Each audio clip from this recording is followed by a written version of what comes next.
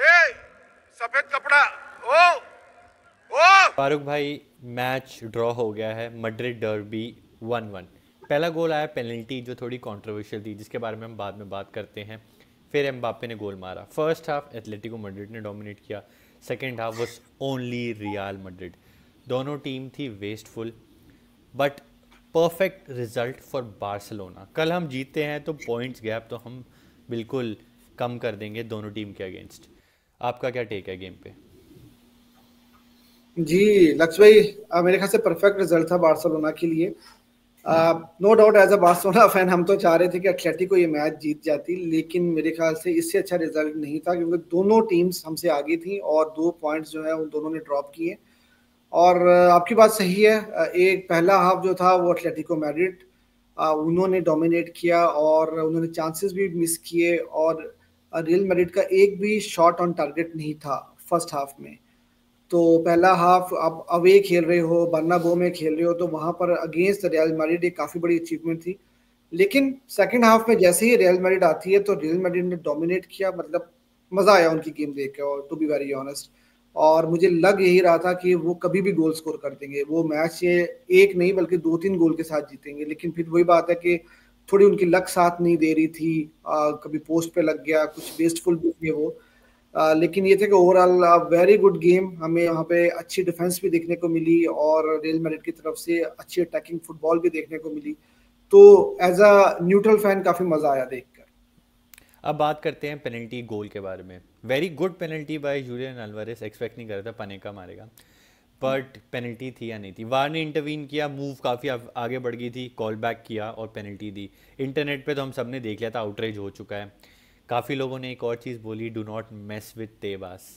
क्या लगता है, पेनल्टी थी या नहीं थी?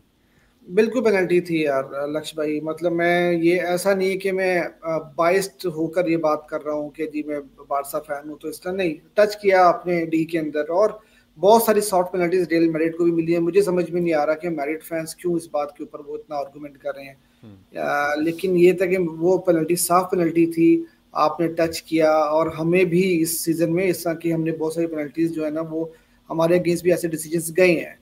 ठीक है ना, तो मेरे नज़दीक तो बिल्कुल साफ पेनल्टी थी, इसमें कोई आर्गुमेंट वाली बात है ही नहीं। मेरे को भी लगता है कि पेनल्टी थी, थोड़ी सॉफ्ट थी, आई एग्री। कॉल बैक हुआ, बट पेनल्टी थी। बट अभी इंटरनेट पे आउटरीच तो होने ही वाला है। But other than that, Madrid की परफॉर्मेंस कैसी लगी? अभी एक मैच वो हारे, अब ये मैच ड्रॉ कर दिया, अब वो सिटी के अगेंस्ट जाने वाले हैं। इंटेंसिटी दिखी सेकेंड हाफ में दिखी, बट एक मैंने पैटर्न नोटिस किया है, मैड्रिड तब जागती है जब सिचुएशन ख़राब हो जाती है।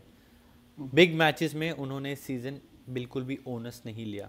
आप चैंपियंस लीग में उठा लो एसी मिलान के साथ, चाहे बेल क्लासिकोज उठा लो, आप बहुत कोई भी गेम उठा लो जो बिग गेम्स रही है सीज़न, बिल्कुल भी नहीं उन्होंने जो हम बोलते हैं ना स्क्रफ ऑफ द नेक्स्ट से गेम को कभी नहीं पकड़ा। वो जागते ही तब हैं जब एक गोल पड़ जाता है या सिचुएशन ख़राब हो जाती है। लक्ष्य भाई, पिछले सीजन में भी यही होता हमने देखा है, और उससे पिछले सीजन में भी आपको बेंजेमा वाला वो चैंपियंस लीग याद होगा जहां पर वो बड़ी टीम्स के अगेंस्ट खेले हैं, हार रहे होते थे, कमबैक करते थे। इस सीजन में भी हमने डॉर्टमुंड वाला गेम देखा था कि मैड्रिड हार रही है और एकदम से कमबैक मारा और मतलब सब कुछ बदल के रख दिया। लेकिन वही बात है कि यार हर दफा नहीं होता। आपको जैसे आपने बोला ना कि शुरू से आपको अपनी गेम को कंट्रोल करना है, आपको शुरू से ही अच्छा खेलना है। तो चीज जब आप करती हो तो उसमें होता है कि आप कंफर्टेबल रहते हो, क्योंकि देखो हर दफा आप गोल स्कोर नहीं कर पाते। आज सेकंड हाफ में यार इंटेंसिटी, कमाल की इंटेंसिटी थी, रियल मैड्रिड कमाल खेली थी, बहुत मजा आया उनकी गेम देखकर। लेकिन गोल स्कोर नहीं कर पाए, तो आप हर बार नहीं कर सकते। अभी तो एक ही गोल था, आपने एक गोल करके उस मैच को बराबर कर दिया। अगर यही आप पहले आप में 2 गोल या 3 गोल नीचे होते और एटलेटिको मैड्रिड अगर अपने चांसेस ले लेती फर्स्ट हाफ में, तो ये गेम वो भी किल भी कर सकते थे, क्योंकि वो भी बिल्कुल सिट बैक करते और वो अपनी जो टिपिकल सिम्योनी वाली गेम है वही बस पार करके खिलाते, तो मैड्रिड के लिए बहुत मुश्किल हो जाती। क्योंकि एटलेटिको जैसी टीम्स के अगेंस्ट आपको काउंटर अटैक बनाना इतना आसान नहीं होता, क्योंकि वो खेलते ही बहुत ज्यादा पीछे होकर है और फिर उनका डिफेंस तोड़ना आसान नहीं होता। तो रियल मैड्रिड ने वाकई बात, आपकी बात सही है कि वो देर से जागती है, और हमेशा जब आप देर से जागते हो तो जरूरी नहीं है कि आप अपने डिजायर रिजल्ट्स जो है वो निकाल पाओ। और आज भी हमने वही चीज देखी कि मैड्रिड खेली तो बहुत अच्छा, हम्म। लेकिन गोल्स जो है वो कन्वर्ट नहीं कर पाई, हम्म। चांसेस कन्वर्ट नहीं कर हम्म। पाई। अगर कल बारसा अपना गेम जीतती है तो पॉइंट्स टेबल होने वाला है कुछ ऐसा 50 49 48। 50 पे होगी एथलेटिको मैड्रिड, 49 पे होगी रियल मैड्रिड और 48 पे आ जाएगी Barça, if I am not wrong, ये मैं डबल चेक कर लेता हूँ। बट अब यहाँ से आपको क्या लगता है, अज्यूमिंग बारसा अपना कल गेम जीत जाती है, लीग कौन निकालेगा? लक्ष्य भाई लीग तो मेरे ख्याल में आखिर तक जाएगी। अच्छा थोड़ा पॉइंट्स में ये है कि 50 होंगे रियल मैड्रिड के, 49 एथलेटिको के, 48 बारसा के, अगर बारसा अपना गेम जीत जाती है तो।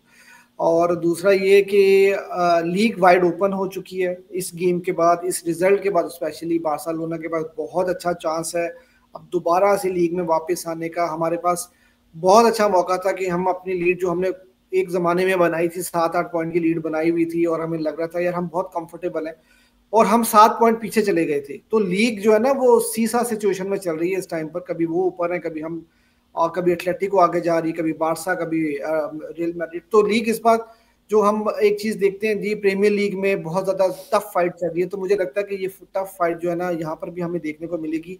और जो डायरेक्ट गेम्स होंगी, अल क्लासिको, बारसा का एथलेटिको डी मैड्रिड वाला मैच, वहां पर जो है ना अब लीग डिसाइड होती हुई नजर आ रही है। अब बारसा को क्या करना है, बारसा को यही करना है कि भाई अपनी गेम्स जीतते जाओ, और फिर उसके बाद जो रिजल्ट्स होंगे डायरेक्ट गेम्स के वो बहुत मैटर करेंगे। और ऑब्वियसली मुझे लगता है कि अभी ये जो मैड्रिड भी पॉइंट्स ड्रॉप करेगी, एथलेटिको डी मैड्रिड भी पॉइंट्स ड्रॉप करेगी अपनी गेम्स में, क्योंकि कुछ ट्रिकी फिक्चर्स आने वाले हैं। और ऑफ कोर्स बार्सिलोना भी पॉइंट्स ड्रॉप करेगी, है ऐसा नहीं कि बार्सिलोना यहाँ से सारी गेम्स जीतेगी।